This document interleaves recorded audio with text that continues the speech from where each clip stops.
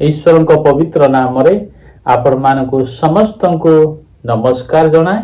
ता संगे संगे आज शिक्षा मध्य को आप मानकु प्रत्येकंकु स्वागत करूछि।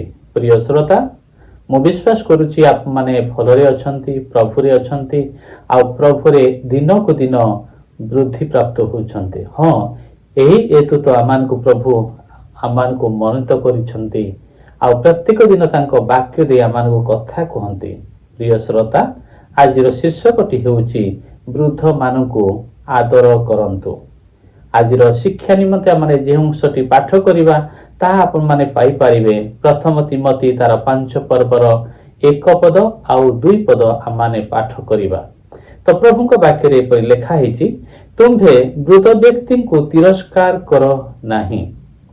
प्रिय प्रभुଙ୍କ संतान माने आज समाज रे यदि आप माने आखि खोलिक देखिबे, समाज को निरीक्षण करिवे, ताहेले जो माने वृद्ध हो जाइछंती से मान को तिरस्कार करा जाउछि। आपनक समाज रे कहंतु, परिवार रे कहंतु किंबा मंडली रे कहंतु, जो माने वृद्ध हो जानती से माने अदरकार ही जाइछंती, से मान को तिरस्कार करा जाउछि, से मान को आदर करा जाउ नाही, से मान को सम्मान करा जाउ नाही। यह सबुठारु दुखर विषय अटे। जानिछंती, जेहु पिला मान को से वृद्ध बापा माटी हाथ धरी चलई थिले, जो माटी तांको 9-10 मास गर्भरे धारण करी जन्म करिथिले, जो बापाटी तांको हाथ धरी तांगोठी धरी चलई थिले, आउ ता निमंते ता खुशी निमंते परिश्रम करिथिले, कष्ट करिथिले, ताहाकु बढ़ेबा निमंते, ताकु पढ़ेबा निमंते आज से पिला माने मध्य निजर वृद्ध बापा मा मानको तिरस्कार करुछन्ते, आदर करू नाहांते। तो प्रथम तिमोथी 5 पर्वर 1 पद जहा कहे, तुम्भे वृद्ध व्यक्ति को तिरस्कार करो नहीं, किंतु प्रभु का वाक्य मान को सुचाए, आमान को आदेश दिए, आमान को चेतना दिए जे आमाने वृद्ध व्यक्ति को तिरस्कार करिबा नहीं, किंतु तांको पितृतुल्य ज्ञान करी विनय कर। किंतु तांको पितृतुल्य विनय कर, पितृतुल्य तांको ज्ञान करिया अछि। वृद्ध व्यक्ति को से ही पारे आमान को निजर पितामाता व अन्यर पितामाता जो माने कि वृद्ध होइछंती से मान को प्रभु का वाक्य कहे ते पितृतुल्य से मान को ज्ञान कर। युवक मान को भातृतुल्य ए जगह लिखाई छि, युवक मान को भातृतुल्य ज्ञान करी से मान को व्यवहार कर। 2 पद कहे, वृद्धा स्त्री मान को मातृतुल्य, वृद्धा स्त्री मान को मातृतुल्य सम्मान कर लिखा है।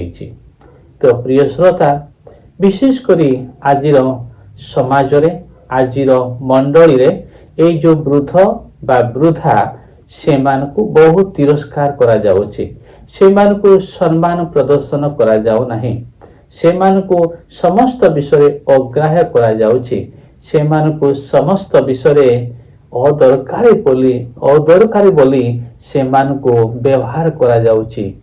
प्रिय श्रोता, समाज रे अनेक जगह देखी अछि, अनेक कहती आज आमाने तो मरिबार अपेक्षा अछु पुओ, आमाने कौन आमर खुशी आमर आनंद भी कौन।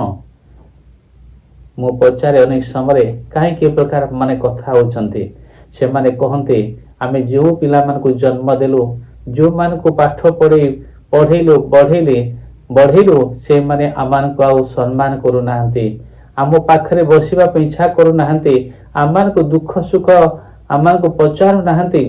तो आमाने अपेक्षा करिचो केबे ही आमाने ए जगत छाड़ी के चली जो बोली से माने कहंते। प्रिय श्रोता, जो मान को हाथ आमान को बढ़ेछि, जो मान को परिश्रम आमान को ए पर्यंत उन्नत मार्ग रे कढे आनिछि, यदि से मान को मुख रे प्रकार शब्द बाहरुछि, ए सब द्वारा कौन प्रभु गौरवान्वित होछंती कि? यह केवल समाज नुहे, यह मान को ख्रीष्ट समाज रे मध्य से प्रकार होछि। एक दुखर विषय अनेक वर्ष तले एक परिवार एक प्रेयर हेतिला, से घरे जने वृद्ध वयस्का मां रहंते। जानिछंते से वृद्ध वयस्का मां को ଅନ୍ୟମାନେ ଦେଖିକି ହୁଏତ ଏମାନଙ୍କୁ ଅସମ୍ମାନ କରିବେ ବୋଲି ସେ ମାଙ୍କୁ ସେମାନେ ଗୋଟେ ରୁମରେ ବନ୍ଦ କରି ରଖିଥିଲେ। ପ୍ରିୟ ପ୍ରଭୁଙ୍କ ସନ୍ତାନ ମାନେ, ଏହା ପ୍ରଭୁଙ୍କ ଦୃଷ୍ଟିରେ କେତେ ଦୁଃଖର ବିଷୟ ଅଟେ। କେବଳ ଦୁଃଖର ବିଷୟ ନୁହେଁ, ଏହା ପ୍ରଭୁ ଇଚ୍ଛା କରନ୍ତି କି ଏପରି ବୃଦ୍ଧ ବ୍ୟକ୍ତିମାନଙ୍କୁ ହତାଦାର କରୁଥିବା, ତିରସ୍କାର କରୁଥିବା ନିଜର ପିଲାମାନଙ୍କୁ ପ୍ରଭୁ କଣ ଛାଡ଼ିବେ, ବିଚାର କରିବେ ନାହିଁ? ପ୍ରଭୁ କଣ ଏସବୁକୁ ଅଣଦେଖା କରିବେ କି? ପ୍ରଭୁ କଣ ବିଚାର କରିବେ ନାହିଁ କି? ସେ ପିତାମାତା କଣ ଏଇ ପିଲାମାନଙ୍କ ନିମନ୍ତେ ପରିଶ୍ରମ କରିନଥିଲେ? ଦିନେ ଯେତେବେଳେ ଏଇ ପିଲାମାନେ ଜନ୍ମ ହେଲେ ଆଉ ସାଙ୍ଗେ ସାଙ୍ଗେ ବଡ଼ ହେଲେ କି ସେମାନଙ୍କର ବଡ଼ ହେବାର ପଛରେ କୋଉମାନଙ୍କର ହାତ ଅଛି?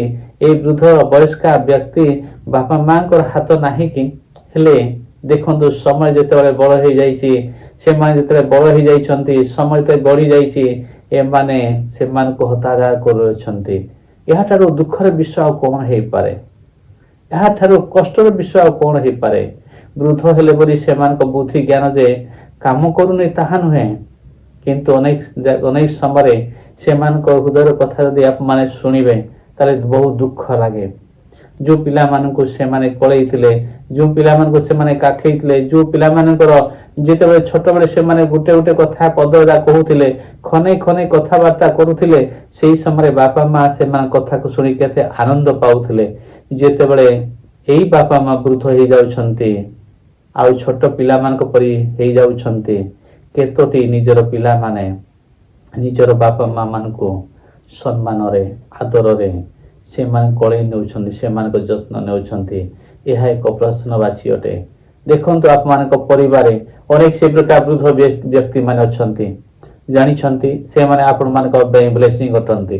ଆପଣମାନେ ଜାଣିଛନ୍ତି, ସେମାନେ ଆପଣମାନଙ୍କ ପାଇଁ ଗୋଟିଏ ଗୋଟିଏ ପ୍ରଭୁଙ୍କ ଠାରୁ ଏକ ଗେଷ୍ଟ ଅଟନ୍ତି। କେତେବେଳେ ଯେ ଫେରିଯିବେ ସେମାନେ ଆଉ କେବେ ଫେରିବେ ନାହିଁ, କେତେବେଳେ ଚାଲିଯିବେ ସେମାନେ କେବେ ଫେରିବେ ନାହିଁ। କିନ୍ତୁ ପ୍ରିୟ ପ୍ରଭୁଙ୍କ ସନ୍ତାନ ମାନେ, ଆପଣମାନଙ୍କ ନିକଟରେ ମୋର ବିନତି, ଅନୁରୋଧ କରି ରଖେ, ଜଣେ ପ୍ରଭୁଙ୍କ ଦାସ ହିସାବରେ ନିଜର ବୃଦ୍ଧ ବାପା ମାଙ୍କୁ ହତାଦାର କରନ୍ତୁ ନାହିଁ, ସେମାନଙ୍କୁ ସମ୍ମାନ କରନ୍ତୁ। ଆଉ ଜାଣିଛନ୍ତି, ପ୍ରଭୁଙ୍କ ବାକ୍ୟ କୁହେ, ପିତାମାତାଙ୍କୁ ସମ୍ମାନ କରିବା ଦ୍ୱାରା, ବୃଦ୍ଧ ମାନଙ୍କୁ ସମ୍ମାନ କରିବା ଦ୍ୱାରା ଆପଣ ମାନେ ଆଶୀର୍ବାଦ ପ୍ରାପ୍ତ ହେବେ। ତ ଯଦି ଏ ପ୍ରକାର ଖରାପ ବ୍ୟବହାର ଦେଖେଇଛନ୍ତି, ତିରସ୍କାର କରିଛନ୍ତି, ସେମାନଙ୍କୁ ଅଦରକାର ବୋଲି ବ୍ୟବହାର କରିଛନ୍ତି, ତ ପ୍ରଭୁ କ୍ଷମା ମାଗନ୍ତୁ, ସେମାନେ କ୍ଷମା ମାଗନ୍ତୁ। ଦେଖନ୍ତୁ, କୁହନ୍ତୁ, ବାପା ବା ମା ଆମର ଭୁଲ ହେଇଛି, ଆମମାନଙ୍କୁ କ୍ଷମା କରନ୍ତୁ ବୋଲି କେତେ ଖୁସି ସେମାନେ ହେବେ।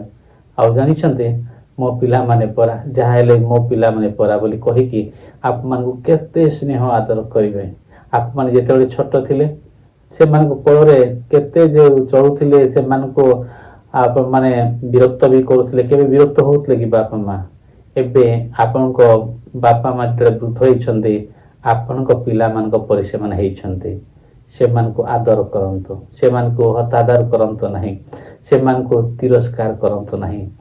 ପ୍ରଭୁ ଦେଖୁଛନ୍ତି ଆପଣଙ୍କର ଆଶୀର୍ବାଦ, ସେମାନଙ୍କ ପ୍ରତି ଯେଉଁ ପ୍ରେମ, ସେମାନଙ୍କ ପ୍ରତି ଯେଉଁ ସମ୍ମାନ, ଆପଣଙ୍କ ଆଶୀର୍ବାଦ ଟାଣି ଆଣିବ ପ୍ରଭୁଙ୍କ ଠାରୁ।